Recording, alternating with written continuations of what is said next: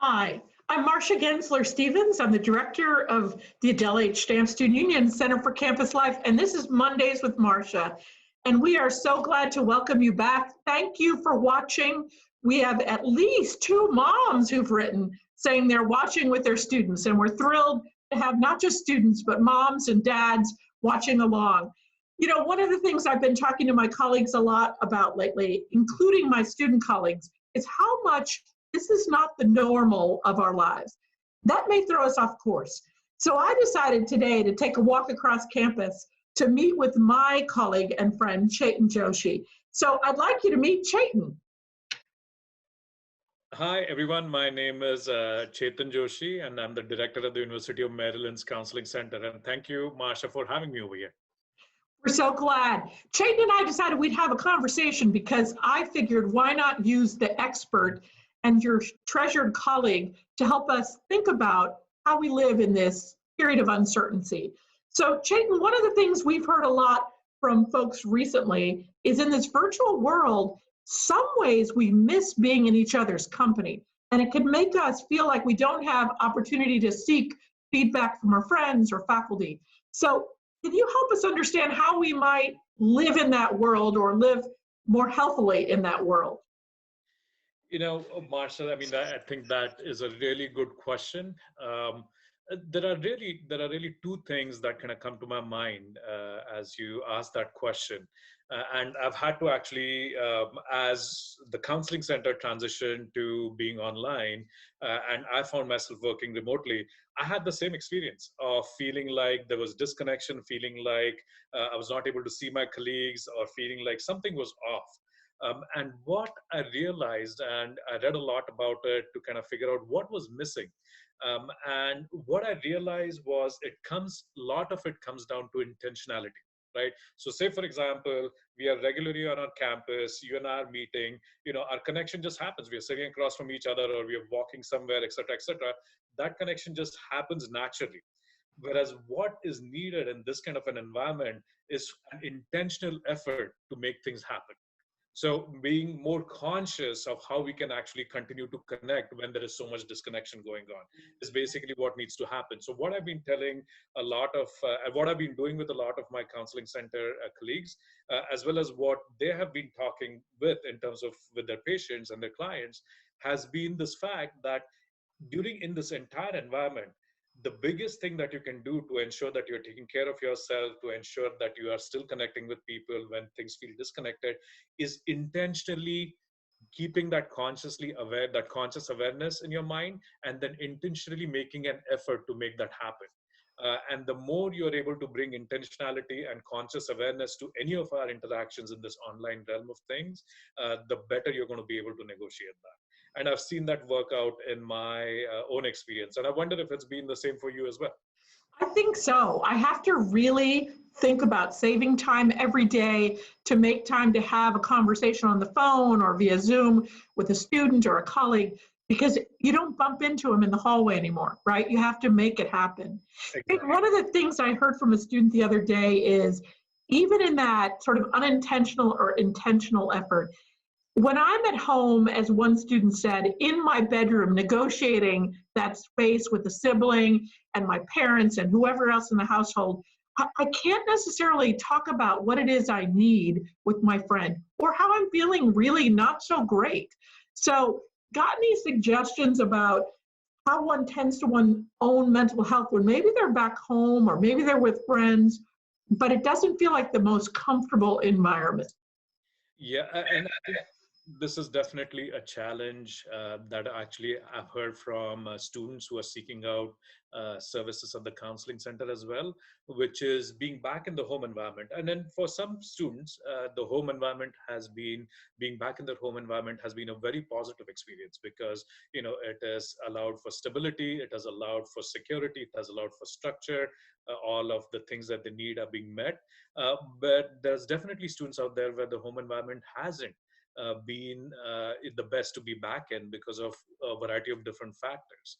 And I've definitely had students talk about how it is hard for them to talk about their mental health needs with their parents, what have you. And that can get, I just want to take a moment to say that, when that happens, when you're trying to express your mental health needs, and when the person who's sitting across from you is not able to respond in a way that is validating, that can really be hurtful. That can really feel invalidating. That really cuts. And so, in those instances when that happens, my encouragement has always been, it may be that, you might not find that kind of validation in your family because of whatever their beliefs are, what have you. But to look for, is there that one person in my life? Is there that one person in my life that, perhaps I can reach out to, either in my extended family, either, someone like you, Marsha, I know that you play such a central role in so many students' life, or, family, friends, extended family that I can reach out to. Can I step out of my perhaps have a conversation with them in the car or somewhere else where I can actually then, connect with them and get that validation? Getting that validation for what you're struggling with is so important in this time, that being able to do that. So consciously, again, bringing intentionality to it. Who is that one person that makes me feel okay? That makes me feel heard, and can I actively reach out to them and figure out a way to connect with them in this environment? So that's really, really important, doing that. I've also, with students who've come to me with these kind of issues, I've also basically talked to them about the importance in those cases, and the connection with this person. That one person might not happen immediately. In the meantime, it is really, really important to still get what you're thinking, what you're feeling expressed. So journaling is really, really important, because what that does, Marsha, is that it gives your thoughts and feelings a reality. You've actually written it down. It makes them real, and giving us ourselves validating our own emotions and feelings also goes a long way towards getting towards healing, or towards feeling like, what, this is real, and I need to figure out how to kind of get myself to a place where I'm feeling better. um, a couple of other things that have also been something that I've suggested to students who are dealing with this issue has been to, uh, while you're kind of trying to figure out how to kind of get your mental health needs met, who you're going to talk with, et cetera, ensuring that you're still taking care of your basics, right? Are you still doing all of the things that you need to be doing to ensure that you are still well as you figure out this larger mental health picture? Meaning, are you still eating? Are you still exercising? Are you still sleeping? Are you doing all of those things? And that's really important. And then the last thing I would like to say over here, Marsha, is uh, I have encouraged all of these students, when you feel that way, step out of the house and then call us. Right? We are here. The counseling center is here. Call us on our number. We'll be happy to connect you to our therapist, either for a one-time consultation, if it's a crisis, to figure out what the crisis situation is, or if you need to get into treatment, we're happy to get you connected to treatment.